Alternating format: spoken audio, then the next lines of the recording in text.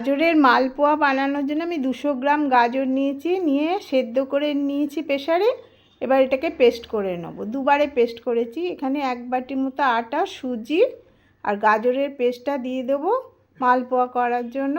আর চিনি 1 চামচে 1.5 চামচের মতো গুঁড়ো দেবো। একটু দুধ দিয়ে দিলাম, দিয়ে ভালো করে মেখে নেব।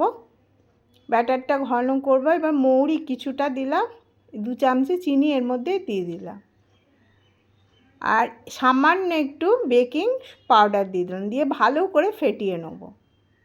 অনেকক্ষণ ধরে ফেটিয়ে নেওয়ার পর কড়ায় তেল বসিয়ে দিলাম, সাদা তেল, আর 1 হাতা করে ব্যাটার দিয়ে দিলাম। আমি মিডিয়াম আঁচে ভেজেছি, দেখুন ভাজাটা কত সুন্দর হচ্ছে। এবার রসটা করে রেখেছি, 1 বাটি চিনি আর 1 বাটি জল করে 1 তার রস করে নিয়ে ওর মধ্যে কিছুক্ষণ ডুবিয়ে তুলে নিয়েছি।